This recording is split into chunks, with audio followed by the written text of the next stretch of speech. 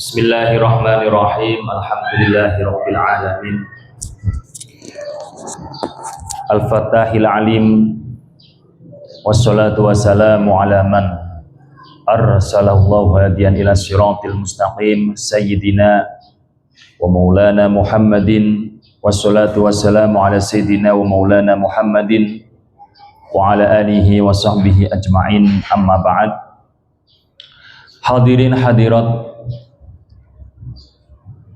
yang dimuliakan oleh Allah Subhanahu wa taala, alhamdulillah pada kesempatan sore hari ini, masih di awal-awal Ramadan ini, kita dimudahkan oleh Allah Subhanahu wa taala untuk menjalankan berbagai amal ibadah, utamanya di bulan Ramadan ini.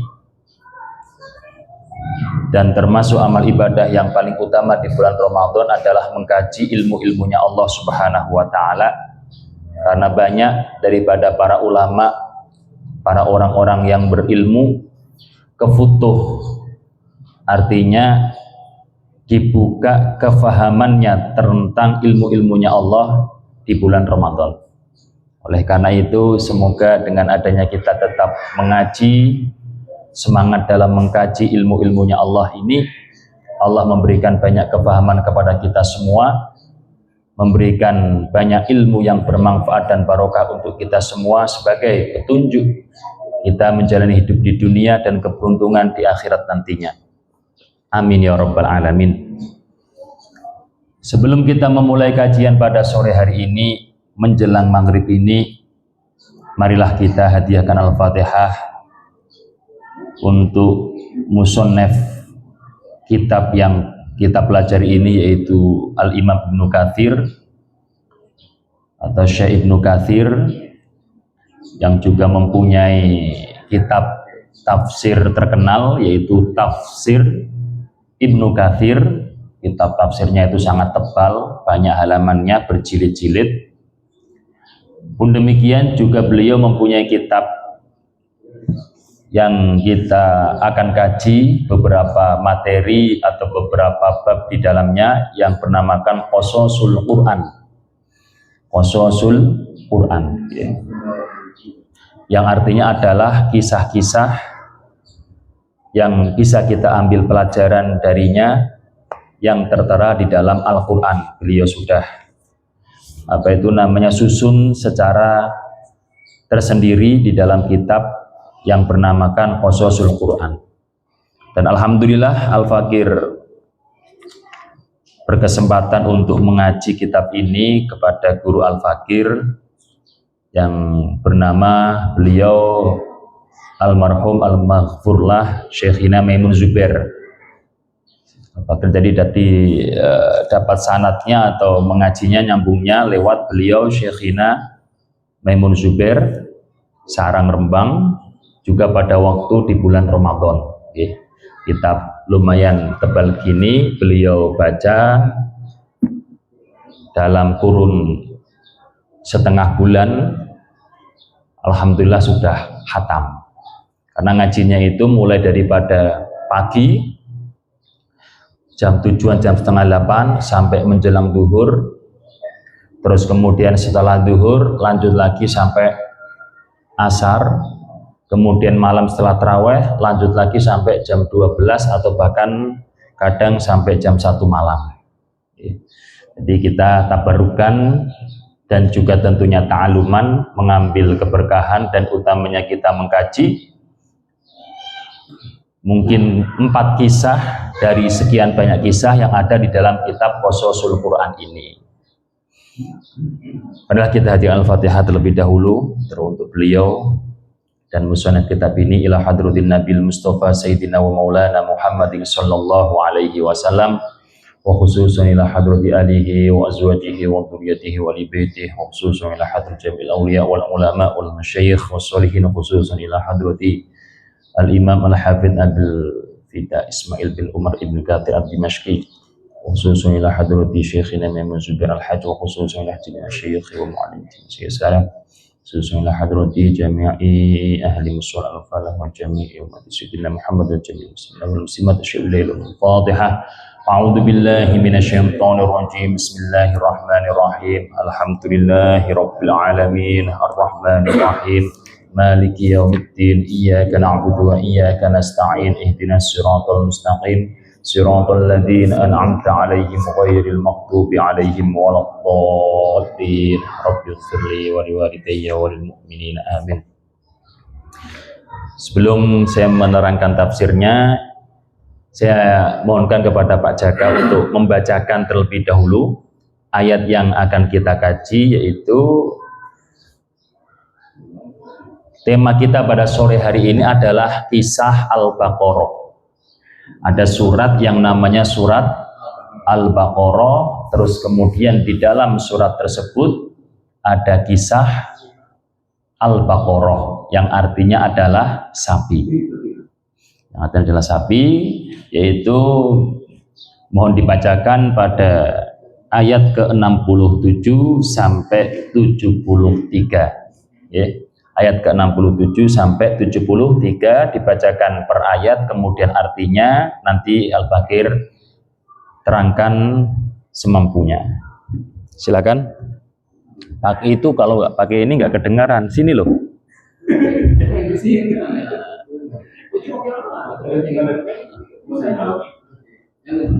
Ya, biar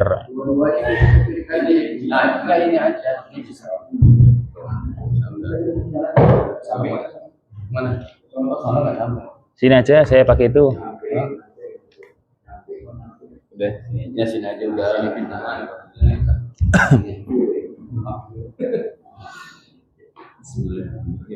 sekedarnya baca ya. Bismillahirrahmanirrahim. Wa idh qala Musa liqaumihi inna Allaha ya'murukum an tasbahu baqarah qalu atattakhiduna huzwa qala a'udzu billahi an akuna minal jahilin. Dan ingatlah ketika Musa berkata kepada kaumnya, Allah memerintahkan kamu agar menyembelih seekor sapi betina. Mereka bertanya, apakah engkau akan menjadikan kami sebagai ejekan? Dia, Musa menjawab, aku berlindung kepada Allah agar tidak termasuk orang-orang yang bodoh. Semuanya. Lanjut. Qalu ud'u lana rabbaka yubayyin lana ma hiya qala innahu yaqulu innaha baqaratun la faridu wa la biqr awan baina dzalik faf'alu ma tu'marun. Mereka berkata, mohonkanlah kepada Tuhanmu untuk kami agar Dia menjelaskan kepada kami tentang sapi betina itu. Dia, Musa menjawab, dia Allah berfirman bahwa sapi betina itu tidak tua dan tidak muda, tetapi pertengahan antara itu. Maka kerjakanlah apa yang diperintahkan kepadamu.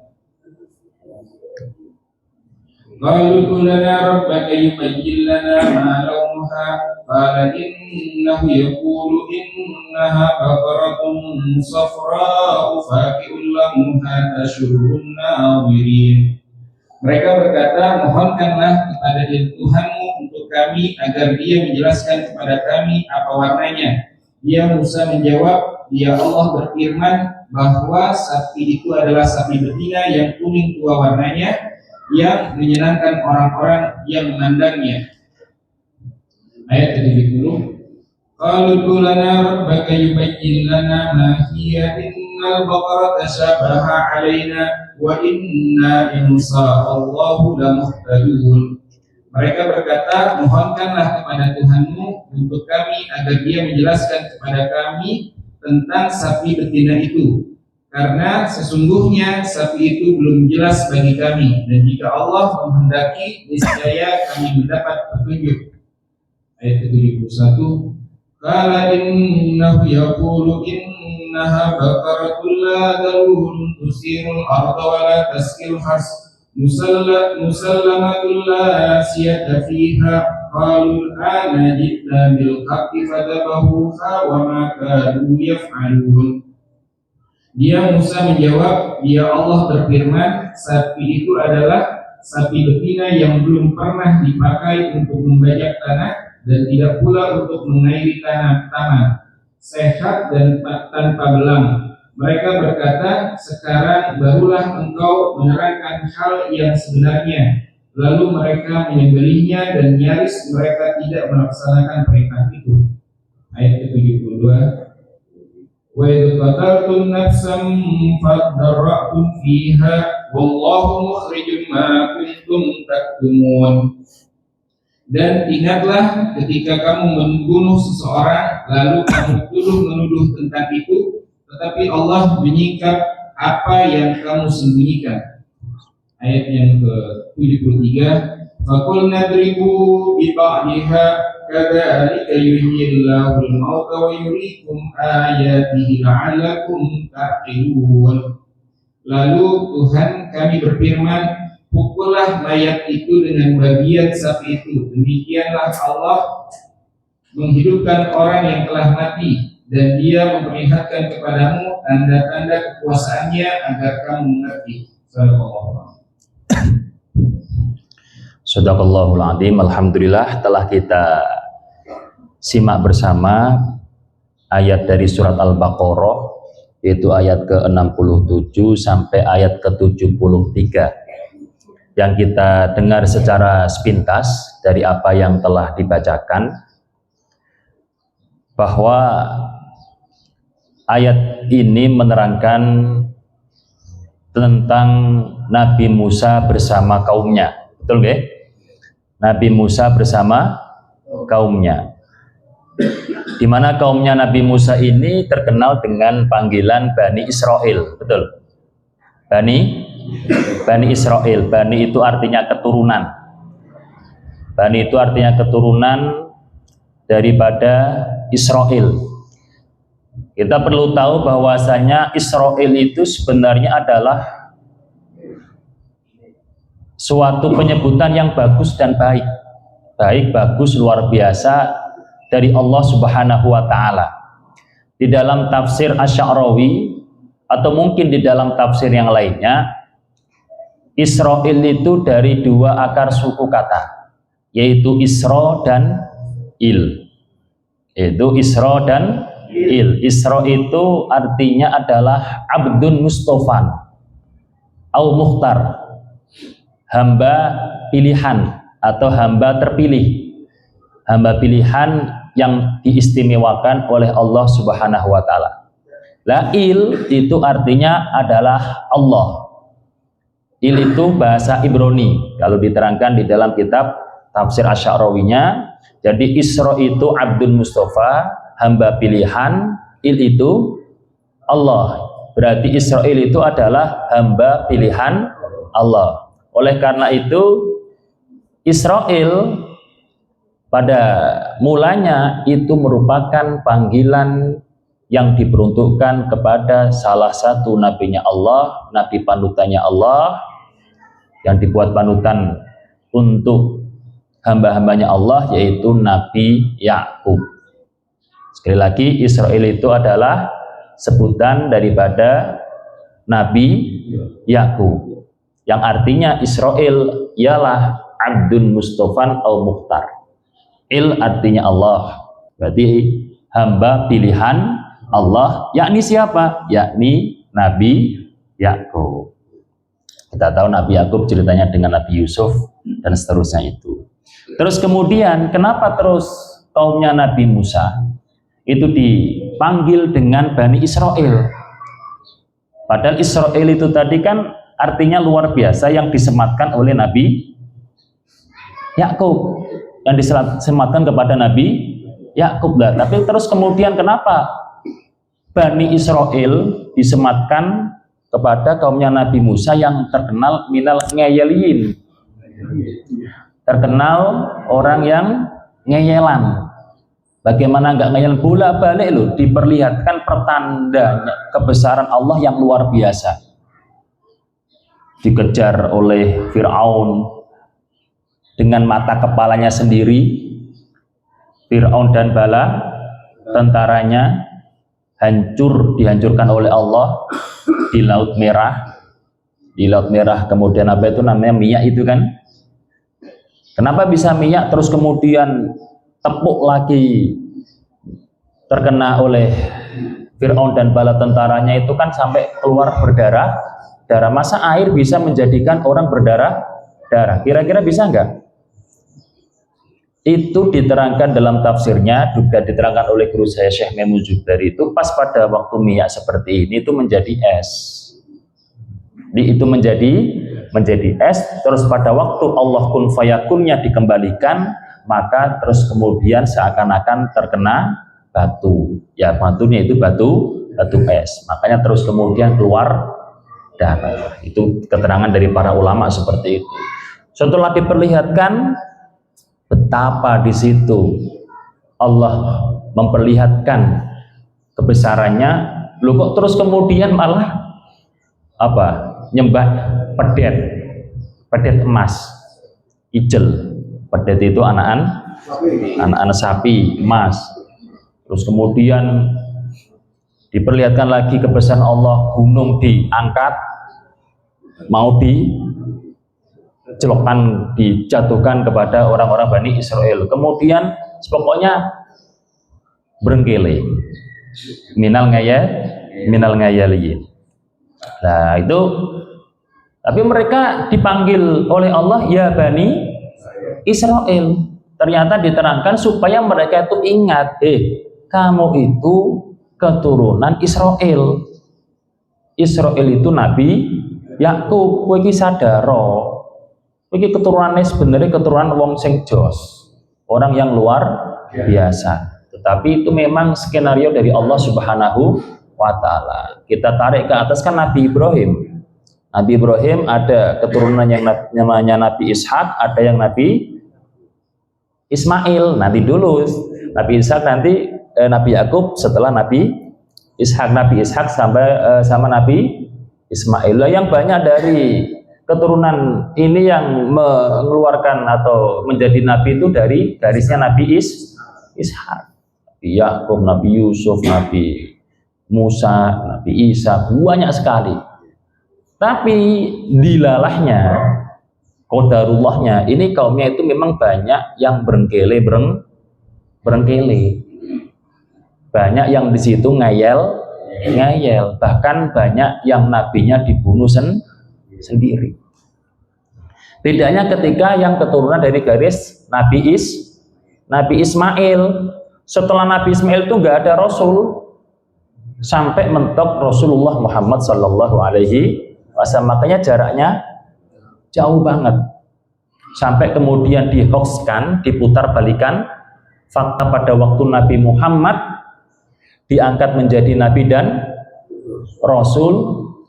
Orang Yahudi, orang Bani Israel tahu tanda-tandanya sudah tepat semua ada di Nabi Muhammad, tapi biasa diputar balikan fakta. Masa wong aslinya itu penggembala kambing kok bisa jadi nabi?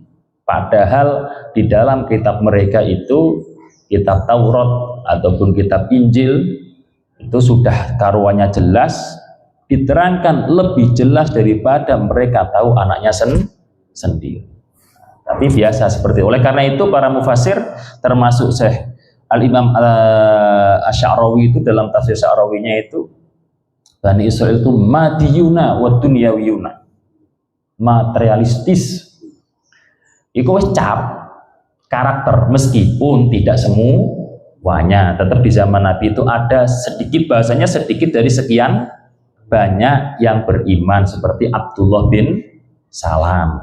Abdullah bin Salam, kalau dalam tafsir itu orang keturunan Bani Israel yang mau beriman itu biasanya Abdullah bin Salam ashabi dan sahabat atau teman-temannya. Cuma sedikit, tapi karakter yang mendarah daging pada umumnya di keturunan Bani Israel itu adalah madiyuna wa dunyawiyuna, yang artinya mereka itu di matematika.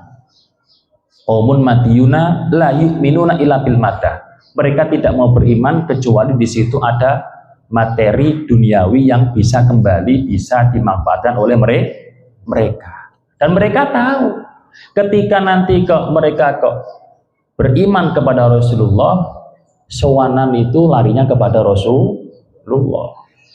Orang-orang itu nanti akan menujunya kepada Rasulullah. Rasulullah itu bawaannya itu adalah untuk kesejahteraan umat, untuk keseimbangan umat, bukan kok yang kaya semakin kaya, yang miskin semakin meronta. Nah, mereka tahu, oleh karena itu mereka nggak mau, tapi sebenarnya mereka itu tahu. Hasil ini adalah ayat terkait Nabi Musa dan kaumnya yang terkenal ngeyelan. Kita jangan terlalu terus kemudian wah ini berbicara, ya memang jelek, tapi kita harus ambil pelajaran. Jadi jangan cuma mengejas itu kaum yang buruk, tetapi kita harus ambil pelajaran. Tadi sudah dibacakan oleh Pak Jaka bahwa secara gambaran umumnya pada ayat mulai ke 67 sampai ke 73 ini kaumnya Nabi Musa datang kepada Nabi Musa, kemudian terus Nabi Musa menyampaikan kepada kaumnya tersebut bahwa Allah memerintahkan untuk menyembelih sapi. Baqarah, artinya apa Baqarah itu? Sapi.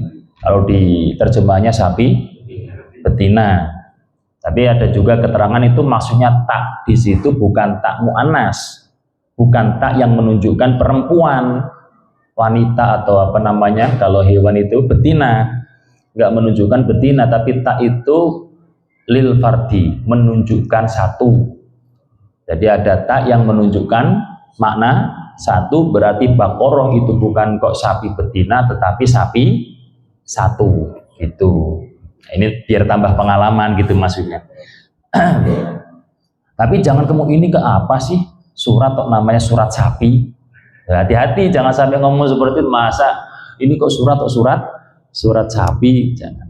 Jadi oleh karena itu Syekh Asy'ari sudah mengkantor, ambil ilmunya, jangan terburu-buru ngejas namanya, apalagi ini nama dalam surat Al-Quran. Ini secara sekilas tadi juga dibacakan terjemahannya, kamu itu gimana sih Musa? Kita itu tanya kok malah kamu ngejak guyonan, ngejak dagelan. Ini penting ini. Wah, Nabi Musa terus kemudian aku itu memohon kepada Allah agar terlindung dari perilaku-perilaku orang yang bodoh. Begitu seperti itu terus kemudian mereka bertanya lagi bentuk sapinya kayak apa, dijawab oleh Nabi Musa bentuknya yang tidak terlalu tua dan tidak terlalu muda. Ditanyakan lagi, dijawab lagi oleh Nabi Musa, ditanyakan lagi, dijawab lagi oleh Nabi Musa. Akhirnya baru mereka cari, ternyata tiada sapi kecuali hanya satu pada waktu itu sesuai dengan kriteria yang muda, yang warnanya kuning mengkilat, yang terus kemudian gak dibuat berladang, gak ada kecacatan dan sebagainya. Tadi cuma ada satu pada waktu itu. Miliknya siapa? Nanti setelah pesan-pesan berikut ini. Jadi walhasil gini, kita mau ceritakan terkait dengan kronologis atau sebenarnya ada apa di balik peristiwa turunnya ayat ini. Jadi dulu itu, ini banyak sebenarnya apa itu namanya referensinya atau riwayat-riwayatnya, tapi kalau boleh saya menyampaikan secara umumnya atau saya padukan dari keterangan-keterangan yang ada, bahwa dulu itu ada orang laki-laki dari golongan Bani Israel. Disebutkan orang laki-laki tersebut itu syekh. Syekh itu bukan berarti guru besar, tapi syekh yang dimaksud adalah orang laki-laki tua. Orang laki-laki tua ini akiman, la yuladu lahu, tidak mempunyai keturunan, tetapi kayanya luar biasa. Sugih mbuh mau. Wah, iki sasaran ini. Sasaran DKM cari dana ini. Kayanya luar biasa. Jadi nggak punya anak, kayanya luar biasa. Punya keponakan melarat. Yo, ceritanya gitu. Punya keponakan melarat. Melarat tahu nggak Pak Bu? Kere. Punya keponakan kere, punya keponakan melarat. Jadi keponakan ini punya paman, pamannya sudah tua, tapi sugih mbah mau, kayaknya luar biasa. Terus kemudian nafsu, setan dan sebagainya. Kok gak mati-mati ya pamanku ya? Itu ceritanya memang gitu ini. Kok nggak mati? Jadi sudah membayangkan andaikan pamanku ini dan segera mati, hartanya akan saya ambil, kuasai. Karena nggak punya keturunan, adanya itu keponakan. Apa? Hukum waris. Dulu ya ada, tetap sudah ada. Nah, gitu. Ada nggak di sini orang tua yang kaya nggak punya keturunan yang hadir di sini? Ada yang meriwayatkan itu cuma satu aja keponakannya, ada yang meriwayatkan itu banyak keponakannya. Yang memang semuanya itu sama-sama kere, sama-sama melarat, sama-sama fakir. Maka orang kere itu juga bahaya. Kata fakru ayyakuna kufron. Fakir itu merepet-merepet bisa menjadikan kufur kalau nggak kuat iman.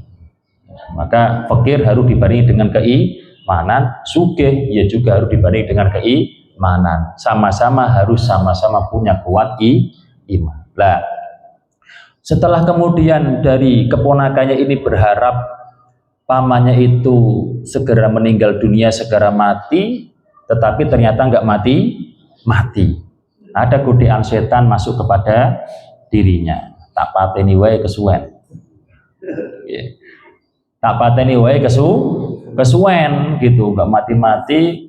Kemudian dia punya rencana dari hasutan setan untuk dibunuh, direkayasa gimana caranya nanti saya tetap mendapatkan warisan. Terus kemudian singkat cerita, lantas si keponakan tersebut menghabisi pamannya sendiri. Ada yang prakteknya dirayu, paman ini ayo kita dagang, kalau paman yang nemanin kan dagangan saya kan laku, karena paman ini kan orang yang kaya, bisa dipercaya oleh banyak orang. Dibawa malam-malam, dihabisi cerok, mati. Lantas kemudian mayatnya ini dibawa oleh si keponakan tersebut. Jadi ada dua wilayah A sama wilayah B. Pamannya ini dan keponakannya ini berada di wilayah A, bertetangga dengan wilayah B. Tapi ini ada gerbangnya. Ketika mau masuk wilayah ini ada gerbangnya, nggak bisa kemudian sembarangan masuk. Lah mayatnya pamannya ini ditaruh di depan pintu wilayah B, bukan di wilayahnya. Dia buat skenario seperti itu. Sehingga pagi-pagi jebret ditemukan mayat, lantas lah ini seperti film di dalam TV, berpura-pura beralibi, sedih sampai meronta-ronta, ini pamanku mati dan lain sebagainya. Pokoknya terus kemudian ngejak kaumnya mendatangi yang wilayah B tadi. Wilayah B tidak merasa membunuh si orang tersebut karena dia, loh ini pintu sudah saya tutup sejak dari malam hari, waktunya tutup. Ini bukan kami yang membunuh orang. Jadi bantah-bantahan, bantah-bantahan. Bahkan dalam riwayat yang lain itu ada yang mengatakan sampai wis gelut antar kampung, bahasanya gelut antar kampung. Oleh karena itu, lah kebetulan pada waktu itu dilihat oleh tokoh-tokoh setempat, kalian itu pada ngapain kan gitu nggih? Kok malah gelutan? Diceritakan bahwa ini ada mayat, yaitu pamannya si anak ini, karena mayatnya itu berada di kampung sebelah, maka kampung sebelah ini didakwa yang membunuh, tapi kampung sebelah nggak mau mengakui. Nah, seperti itu, nggak mau mengakui. Lantas kemudian Dawur ra'yi minhum wa nahi. Tokoh di situ itu ngomong gini, kalian tuh ngapain perkara gitu aja kok nggak bisa menyelesaikan? Wong kita itu kan di sini ada Rasulullah, yaitu Nabiullah Musa. Kita itu bisa langsung cari kabar langit karena kita itu hidup bersama Rasulullah. Kita itu bersama, yang pada waktu itu maksudnya Rasulullah adalah Nabiullah Musa alaihi salam. Kita tanya aja ke sono. Akhirnya sependapat. Yang tanya ke sono semangat tanya itu siapa? Keponakannya tadi. Tuh. Yang tanya itu keponakannya tadi. Maka enggak aneh kalau kemudian kita lihat berita kasus-kasus itu ternyata pelakunya adalah orang terdekatnya sendiri, orang yang merasa kehilangan di awal film. Oke. Jadi apa itu namanya? Yang datang, yang mencurhatkan, yang pokoknya meronta-ronta itu keponakannya yang sebenarnya membunuh itu tadi. Datanglah kepada Nabi Musa. Dari sini kita pahami bahwa orang-orang yang datang kepada Nabi Musa ini sudah benar-benar mengakui, menyadari, mengimani bahwa Nabiullah Musa adalah Rasulullah. Lantas kemudian tanya kepada Nabi Musa tidak langsung tanya kepada Allah terkait apa sebenarnya yang mestinya harus dilakukan, tetapi memakai ilmu atau hukum yang sudah berjalan, cari bukti, cari keterangan. Nah, dalam riwayat yang ada itu memang dimenangkan, ada yang menerangkan dimenangkan si keponakan. Nabi Musa itu memenangkan si keponakan karena apa? Mayit ini berada di kawasan wilayah B. Makanya wilayah B meskipun tidak personal orang kemudian dikisos, tetapi disuruh bayar diat. Loh, itu sudah ada dalam pikiran keponakan tadi.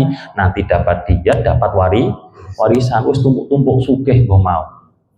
Gitu. Dapat denda tadi dari kampung sebelah juga dapat warisan. Oh, enak pikirannya. Gitu.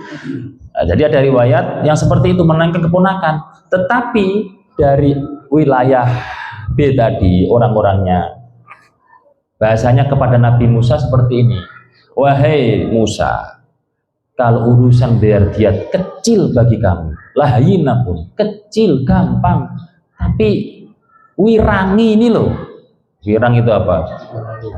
Marwah, harga diri ini loh. Masa kami kok sampai membunuh orang yang kita juga tidak begitu tahu, nggak ada masalah, kita nanti akan dikenal sebagai pembunuh. Jadi harga diri kami ini loh, paham nggih? Harga diri kami. Buktinya juga cuma berada di depan gerbang.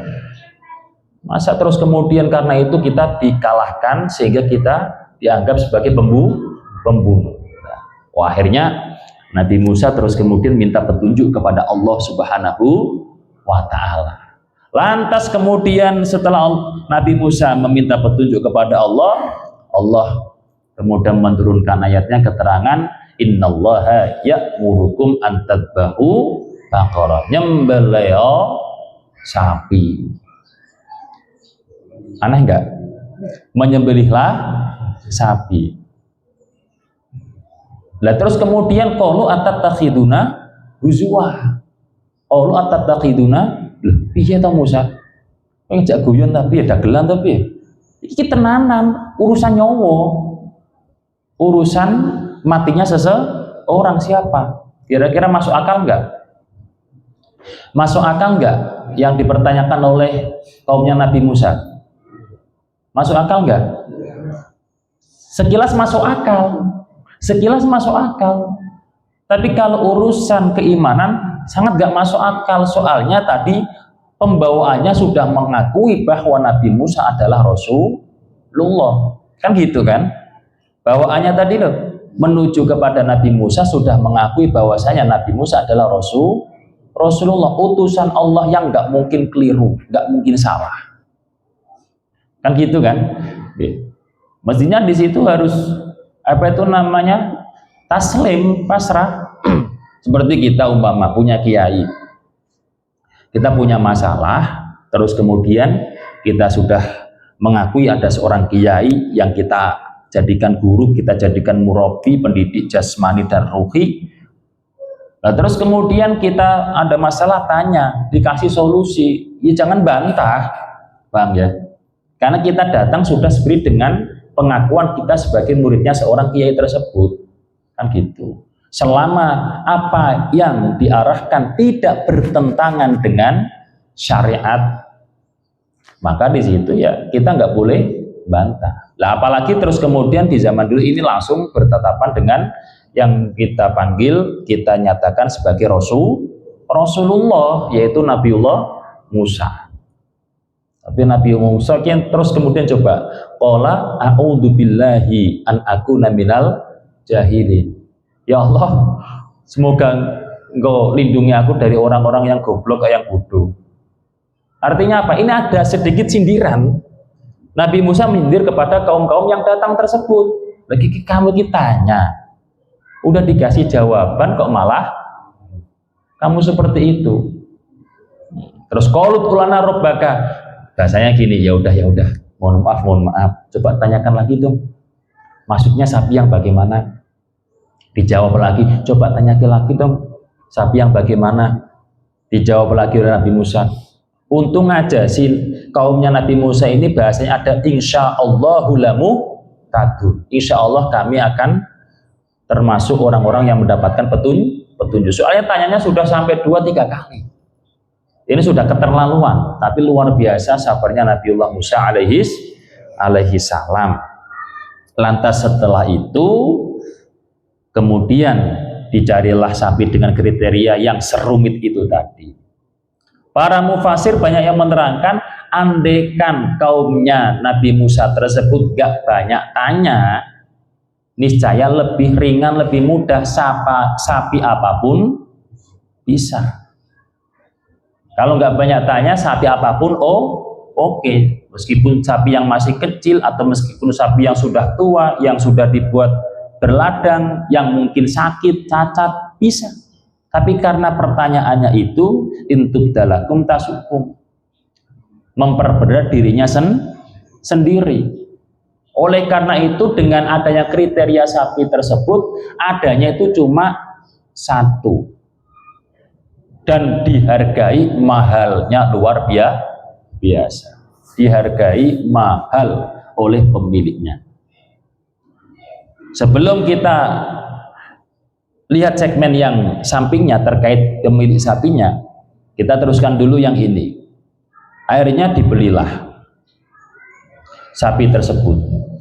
Sebelumnya bilang kepada Nabi Musa, ini ada wahai Musa tapi mahal banget, ini gimana ini? Nah, kamu tadi ngapain banyak tanya, kasarnya gitu. Kamu tadi ngapain banyak tanya? Karena kalian banyak tanya, ya udah Allah sudah memberikan ketentuan seperti itu. Mau nggak mau harus seperti itu. Daripada kalian bertengkar sampai anak keturunan terkait siapa yang membunuh, akhirnya dibeli. Begitu dibeli, terus kemudian diambilkan tulang dari seperti tersebut, dipukulkan, delalahnya, qadarullahnya hidup kembali, terus menyampaikan siapa yang membunuh dirinya ternyata keponakannya sendiri. Masuk kepada segmen bahwasanya orang yang berpura-pura di awal tetap jatuh juga.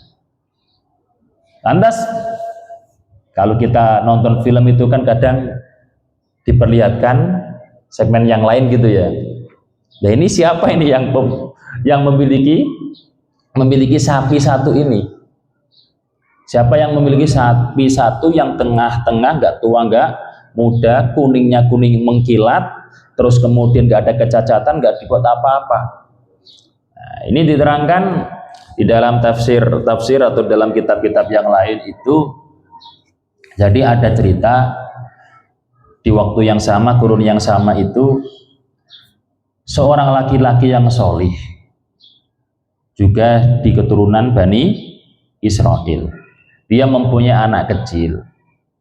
Dia juga mempunyai sapi kecil. Ya.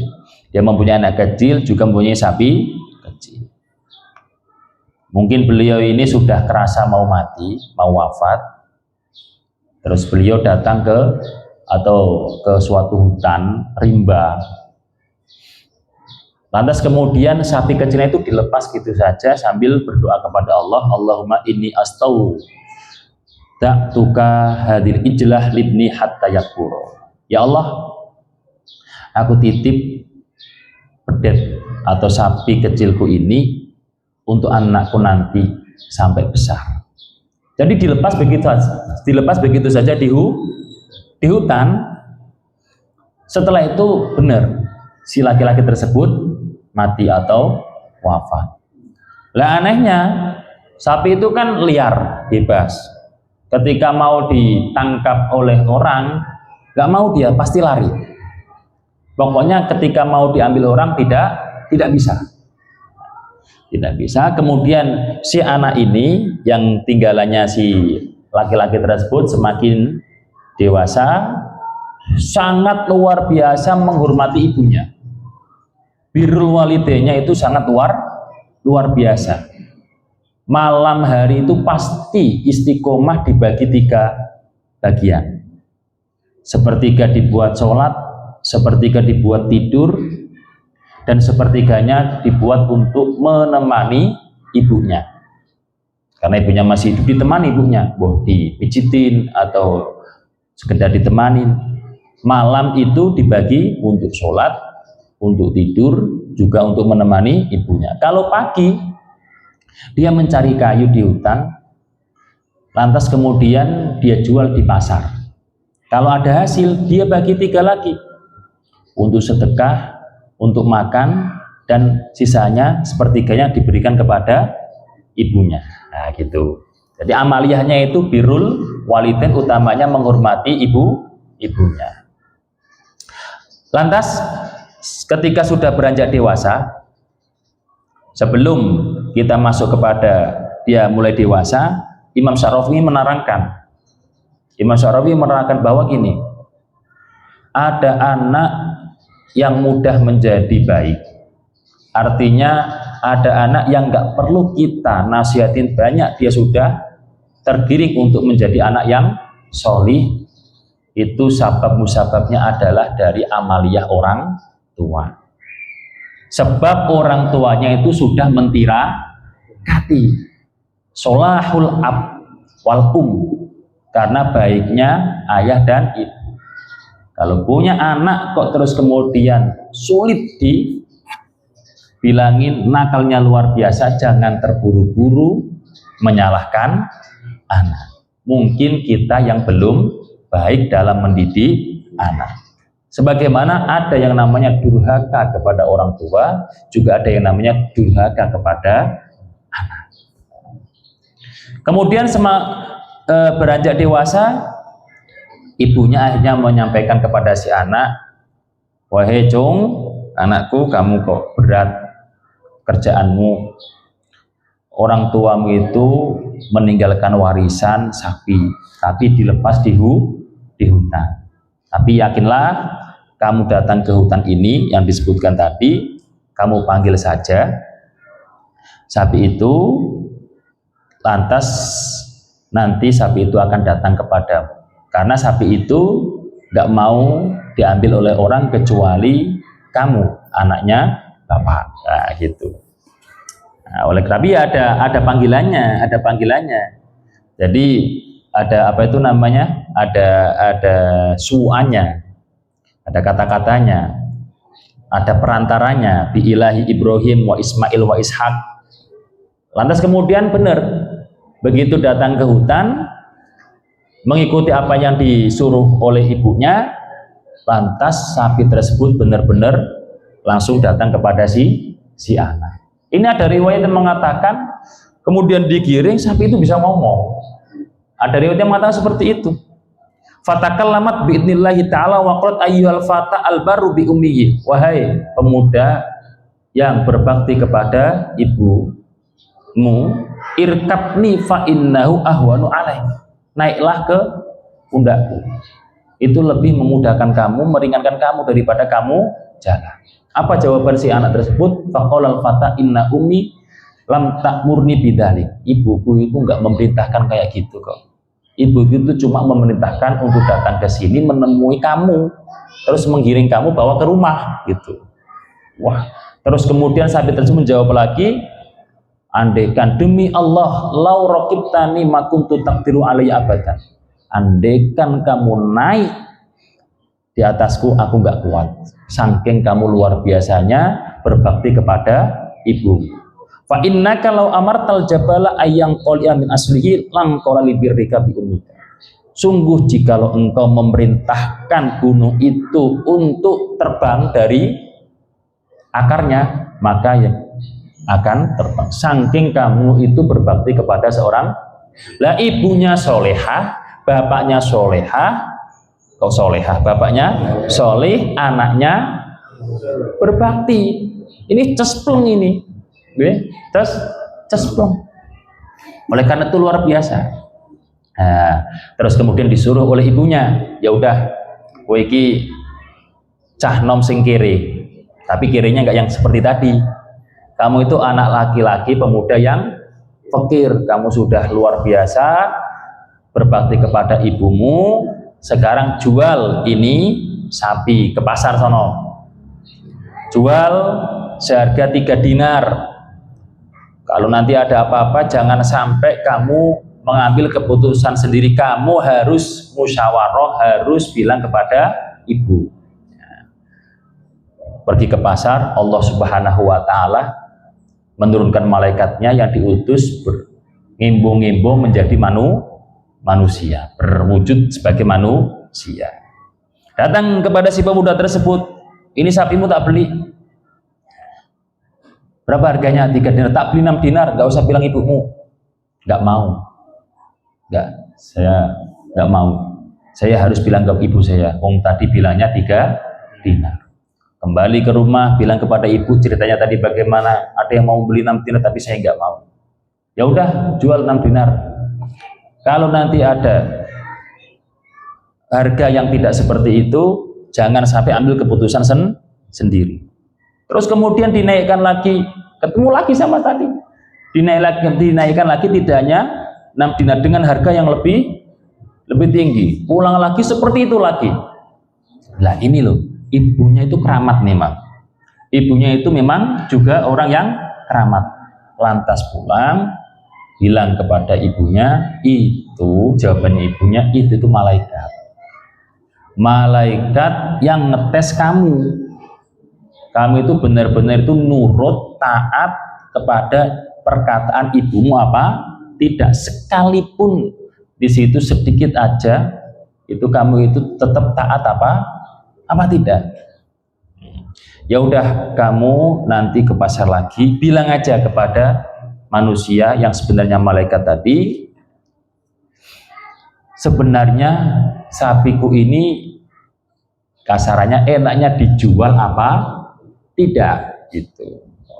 Dijual apa tidak. Lantas kemudian datang lagi ke pasar, bilang lagi, ketemu lagi kepada siapa tadi, si manusia tadi yang berwujud manusia yang aslinya malaikat tadi.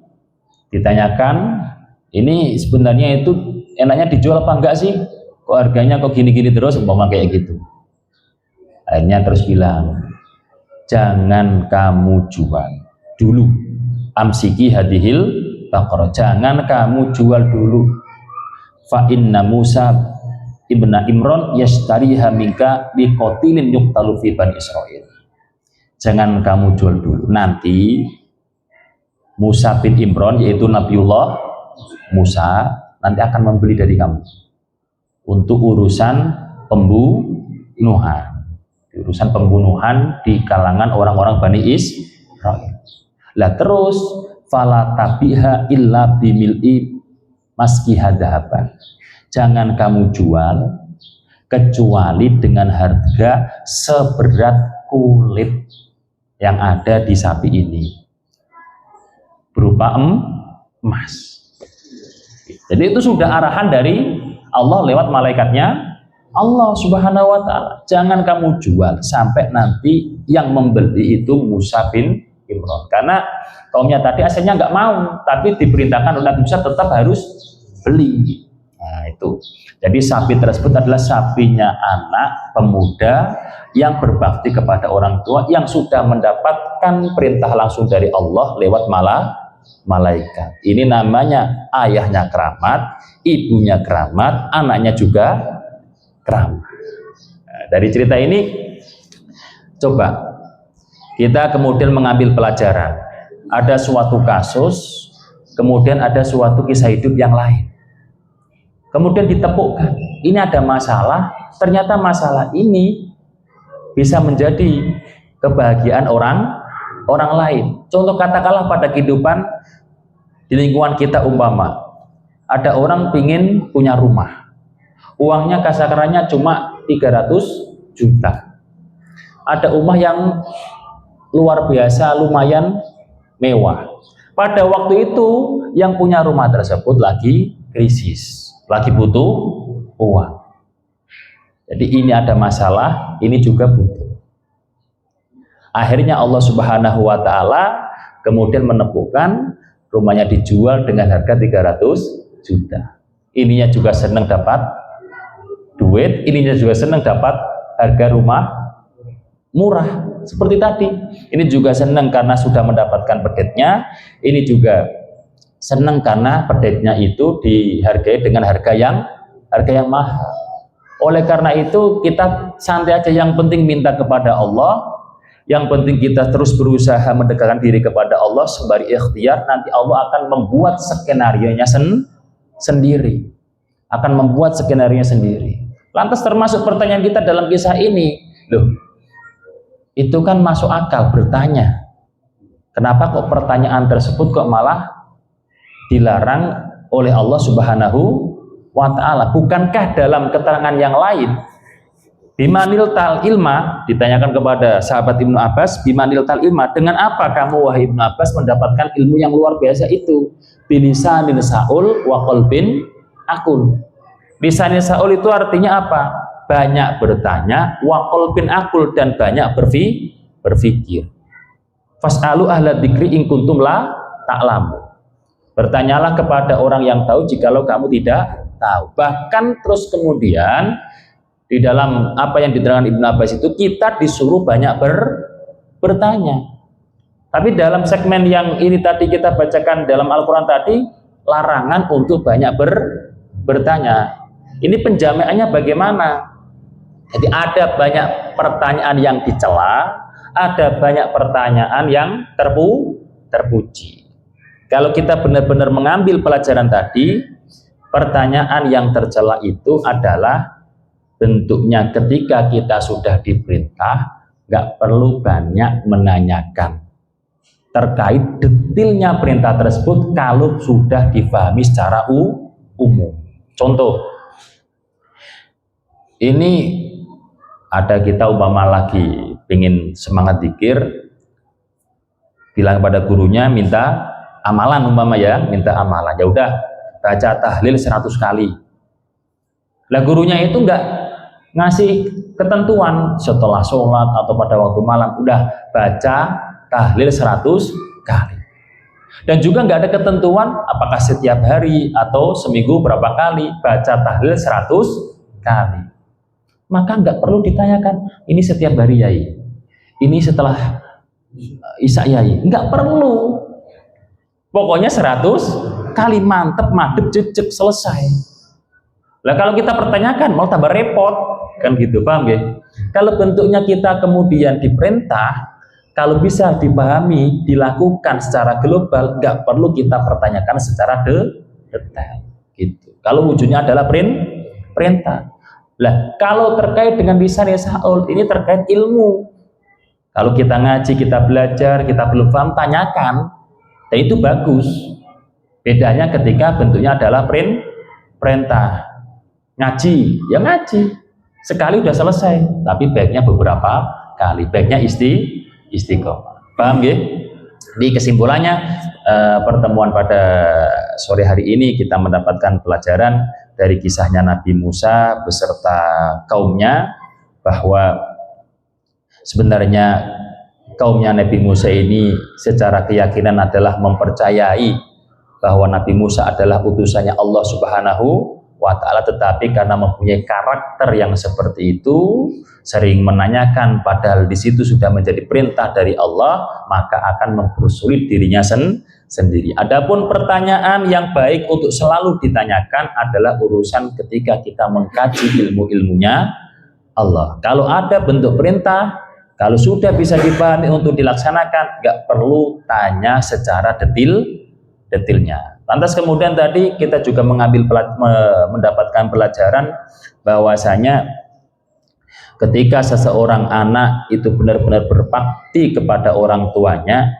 didukung dengan orang tuanya adalah orang tua yang solih dan solihah, maka itu akan menjadi keluarga yang keramat.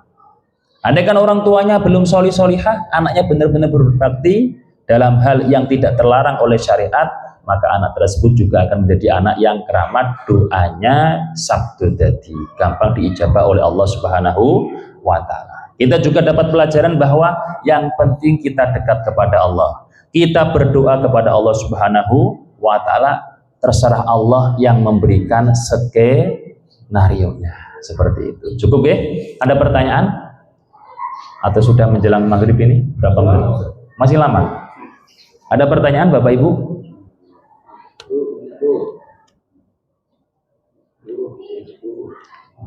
Ibu-ibu ada pertanyaan?